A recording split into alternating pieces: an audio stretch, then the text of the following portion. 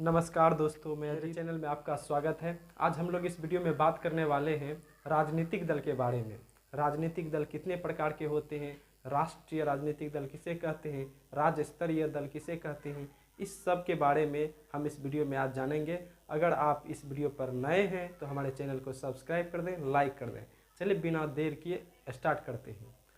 तो सबसे पहले राजनीतिक दल क्या है? ऐसे लोगों के समूह जो समान विचारधारा के लोग एकत्रित और संगठित होते हैं तथा संविधान के प्रावधानों के अनुरूप किसी देश को आगे लेकर बढ़ना चाहते हैं या किसी देश की विकास करना चाहते हैं और उसके लिए राजनीतिक शक्ति प्राप्त करने की कोशिश करती है, तो ऐसे समूह को राजनीतिक दल कहते हैं। आधुनिक लोकतांत्रिक राज्य में 4 प्रकार के दल होते हैं। एक होते हैं प्रतिक्रियावादी दल, दूसरा होता है रूढ़िवादी दल, तीसरा होता है उदारवादी दल, चौथा होता है सुधारवादी दल। प्रतिक्रियावादी दल किसे कहते हैं? तो प्रतिक्रियावादी दल जो होते हैं वे पुरानी सामाजिक, आर्थिक, राजनीतिक संस्थाओं में विश्वास करते हैं, वे पुरानी चीज़ों पर विश्वास करते हैं, वे अपनी धरोहरों पर गर्व करते हैं, वे प्राचीन सभ्यता को, अपने मूल सभ्यता को पसंद करते हैं, तो उसे प्रतिक्रियावादी दल कहते हैं। रूढ़िवादी दल ऐसे दल को कहते हैं जो किसी परिवर्तन के पक्ष में नहीं होते हैं, उसे जो स्थिति है वही स्थिति पसंद होती है। तीसरा है उदारवादी दल। उदारवादी दल जो होते हैं अभी वर्तमान परिस्थिति को, स्थिति को वे सुधार करना चाहते हैं, उसे परिवर्तन करना चाहते हैं, तो उसे उदारवादी दल कहते हैं। और सुधारवादी दल जो है वे वर्तमान स्थिति को हटाकर नई स्थिति परिवर्तन को लाना चाहते हैं। वे अभी वर्तमान स्थिति जो होते हैं वे उसे हटाकर नए चीज़ों को लाना चाहते हैं, नई व्यवस्थाओं को लाना चाहते हैं, नई संस्थाओं को लाना चाहते हैं। इस प्रकार से वे नए चीज़ों को पसंद करते हैं। तो हम बात करते हैं कि प्रतिक्रियावादी दल और रूढ़िवादी दल आज के जो है हमारे देश में जिस प्रकार से, जैसे बीजेपी है तो वे प्रतिक्रियावादी दल और रूढ़िवादी दल है। वे अपने प्राचीन सभ्यताओं में विश्वास करते हैं, वे प्राचीन चीज़ों पर गर्व करते हैं, तो उसे दक्षिण पंथी भी कहते हैं। तीसरा है उदारवादी दल, जो कि कांग्रेस है। कांग्रेस एक केंद्रीय दल के रूप में भी उसे जाना जाता है। दूसरा है सुधारवादी दल, जैसे कि CPI, communist party of India, और कम्युनिस्ट पार्टी ऑफ मार्क्सिस्ट, जैसे वाम दल के कहलाता है, वे वाम दल भी कहलाते हैं। विश्व में 3 तरह के दल व्यवस्थाएं हैं, जैसे कि एक दलीय व्यवस्था है, 2 दलीय व्यवस्था है, बहुदलीय व्यवस्था है। जैसे एक दलीय व्यवस्था किसे कहते हैं? एक दलीय व्यवस्था ऐसे व्यवस्था को कहते हैं जहाँ पे सिर्फ एक ही दल के लोग जो है शासन करते हैं, उसे वहाँ विरोधी दल की आवश्यकता नहीं है, वहाँ विरोधी दल को चुनाव लड़ने की अनुमति नहीं दी जाती है। जैसे कि चीन और रूस में लिया जाए, चीन में जैसे कि शी जिनपिंग जो है वहाँ के राष्ट्रपति हैं और रूस के राष्ट्रपति व्लादिमीर पुतिन है। वे एक ही पार्टी के सदस्य हैं और बहुत सालों से, अनंत साल से जो है वही देश पे शासन करते आ रहे हैं। 2 दलीय व्यवस्था किसे कहते हैं? ऐसे व्यवस्था को जहाँ पे सिर्फ 2 ही दल चुनाव लड़ते हैं और उन्हीं दोनों में कोई एक शासन करती है देश पर, ऐसे व्यवस्था को 2 दलीय व्यवस्था कहते हैं। जैसे कि अमेरिका और ब्रिटेन। अमेरिका में जैसे अमेरिका में है एक रिपब्लिकन पार्टी और डेमोक्रेटिक पार्टी, वे दोनों ही चुनाव लड़ते हैं, वही दोनों ही प्रतिद्वंदी रहेंगे, तीसरा कोई पार्टी चुनाव नहीं लड़ेगी। अभी वर्तमान में जैसे जो बाइडेन अमेरिका के राष्ट्रपति हैं तो वे डेमोक्रेटिक पार्टी के राष्ट्रपति हैं। जैसे कि अभी ब्रिटेन में लिज ट्रस हैं अभी वहाँ के प्रधानमंत्री, तो वे कंजर्वेटिव पार्टी के हैं, प्रधानमंत्री हैं। ब्रिटेन में 2 ही पार्टी है, कंजर्वेटिव पार्टी और लेबर पार्टी। वर्तमान में जो लिज ट्रस हैं वे कंजर पार्टी के से ही प्रधानमंत्री बने हुए हैं। तो तीसरा है बहुदलीय व्यवस्था। बहुदलीय व्यवस्था में होता है कि यहाँ अनेकों राजनीतिक दल होते हैं और वे चुनाव लड़ते हैं, एक साझा सरकार बनाती है, सभी गठबंधन बना के एक देश पे शासन करती है। तो जैसे कि फ्रांस और इटली और स्विट्ज़रलैंड हो गया और भारत भी इसी व्यवस्था में आते हैं। तो फिर है कि मान्यता कैसे मिलती है किसी भी पार्टी को। तो बात करते हैं कि ये राष्ट्रीय दल और राज्य दल किसे कहते हैं। तो पहले हम बात करेंगे राष्ट्रीय दल, जो कि अखिल भारतीय दल कहलाते हैं, जो कि राष्ट्रीय स्तर पे वे राजनीति करते हैं और शासन करते हैं। तो उसको किसी भी राजनीतिक किसी भी दल को राष्ट्रीय दल कैसे मान्यता प्राप्त होती है। तो पहले जानते हैं कि राष्ट्रीय दल बनने के लिए ये सब योग्यता होनी चाहिए। कोई भी दल जो है राष्ट्रीय दल बनने के लिए उनके पास लोकसभा तथा विधानसभा के आम चुनाव में कम से कम 4 राज्य अथवा अधिक राज्यों में 6% वोट प्राप्त तथा किसी राज्य से 4 सीट लोकसभा की होनी चाहिए। यानी कि अगर कोई लोकसभा का चुनाव है, लोकसभा का चुनाव हो रहा है, उसमें जो है ये 4 राज्य में जितने वोट पड़े हैं उसका 6% वोट अगर किसी पार्टी को मिलता है तथा 4 सीट जो है 4 यहाँ है 4 लोकसभा की सीट वो जीत लेते हैं, तो वे जो हैं वे राष्ट्रीय पार्टी बन जाते हैं। फिर है कि कोई भी जैसे कि कम से कम 4 राज्य में अगर कोई विधानसभा चुनाव होती है, तो यानी कि 4 राज्य में विधानसभा चुनाव होती है, विधानसभा चुनाव 4 राज्य में।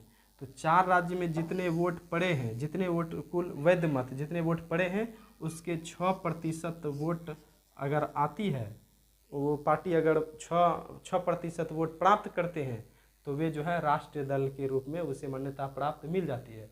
फिर है दूसरा तरीका, लोकसभा के 2% स्थान सदस्य 3 विभिन्न राज्यों से प्राप्त हो। यानी कि लोकसभा में जितने सीट हैं, लोकसभा में कितने सीट हैं 543 सीट जो है लोकसभा में है, और इसका 2% अगर किसी पार्टी को प्राप्त हो जाती है 3 राज्यों से 2% अगर कम से कम 3 राज्यों से 2% यानी सीट ये जीत लेते हैं कुल लोकसभा के, तो इसे राष्ट्रीय दल के रूप में मान्यता मिल जाती है।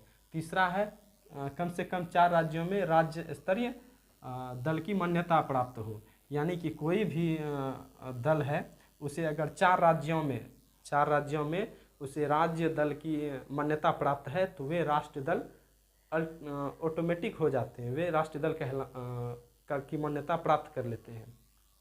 तीसरा है राज्य स्तरीय दल। राज्य स्तरीय दल किस प्रकार से होते हैं, राज्य चुनाव में वैध मत का 6% वोट तथा उस राज्य में 2 सीट प्राप्त हो। यानी कि राज्य में चुनाव हुआ, विधानसभा चुनाव हुआ और पूरे राज्य में जितने वोट पड़े हैं उसका 6% वोट प्राप्त हो और कम से कम 2 सीट उसे जीतना हो। अगर 6% वोट और 2 सीट जीत लिया तो उसे उस राज्य में राज्य स्तरीय दर्जा राजनीतिक दल के रूप में मान्यता मिल जाती है।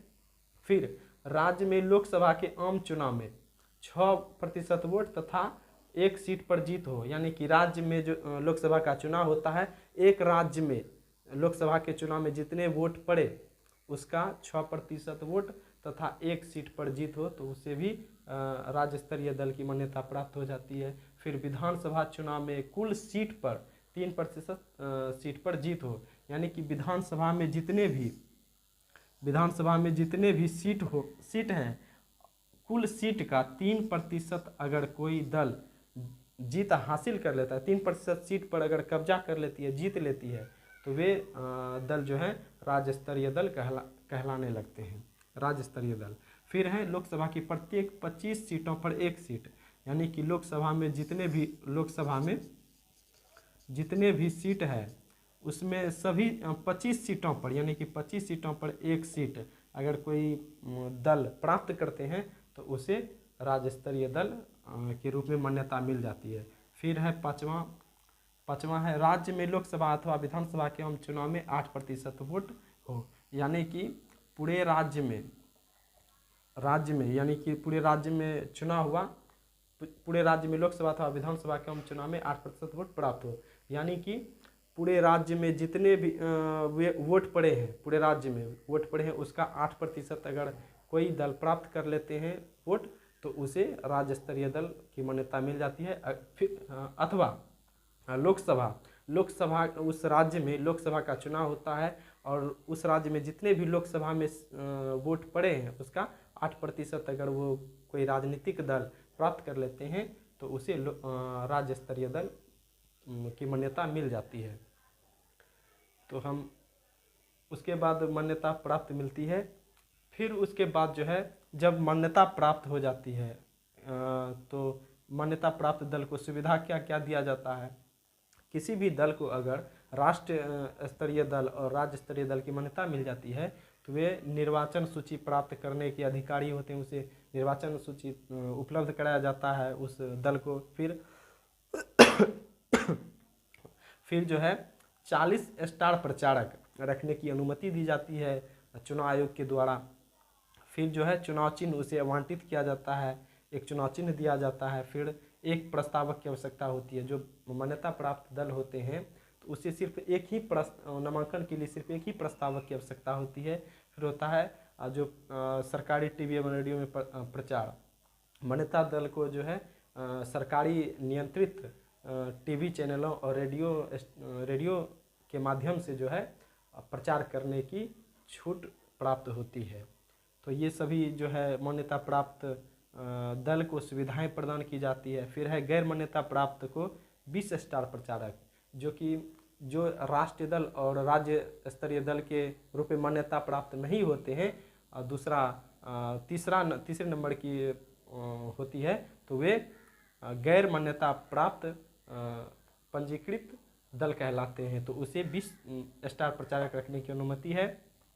2019 के अनुसार जो है 2019 में 7 राष्ट्रीय दल थे, 52 राज्य स्तरीय दल थे और 2354 गैर मान्यता प्राप्त पंजीकृत दल थे। यानी कि 7 वो राष्ट्रीय लेवल के दल हैं और 52 राज्य स्तरीय दल और 2354 गैर मान्यता प्राप्त, यानी कि उसे कोई भी मान्यता नहीं है, ना तो राष्ट्रीय है ना ही राज्य स्तरीय मान्यता है। 7 जो है राष्ट्रीय दल जो थे वे बीएसपी हैं, बहुजन समाज पार्टी, बीजेपी है, भारतीय जनता पार्टी, सीपीआई है, communist party of India, CPM है, कम्युनिस्ट पार्टी मार्क्सिस्ट है और इंडियन नेशनल कांग्रेस है और ऑल इंडिया तृणमूल कांग्रेस है, नेशनल पीपुल्स पार्टी है। ये 7 पार्टी जो हैं राष्ट्रीय दल थे 2009 में। ये जब भी चुनाव होते हैं तो ये राष्ट्रीय दल राज्य स्तरीय दल जो है परिवर्तित होते रहते हैं। किसी को राष्ट्रीय दल मिल गया 2019 के चुनाव में, फिर 2024 के चुनाव में उस हिसाब से अगर प्रदर्शन नहीं कर पाया तो उसे राज्य स्तरीय मिल जाता है। ये चुनाव पर डिपेंड करता है कि किस राजनीतिक दल ने कितना प्रदर्शन अच्छा किया, उसके प्रदर्शन के अनुसार उसे राष्ट्रीय दल और राज्य स्तरीय दल हमेशा ये बदलते रहते हैं, परिवर्तन होते रहते हैं। मैं उम्मीद करता हूँ कि इस वीडियो में आप ज़रूर कुछ सीखे होंगे और आपको ये वीडियो कैसा लगता है आप कमेंट में भी बता सकते हैं और कोई कमी है तो उस कमी को भी आप इस वीडियो में बता सकते हैं। मैं आने वाले वीडियो में इम्प्रूव करना चाहता हूँ और आपके सुझाव को हमेशा महत्व दिया जाएगा। नमस्कार।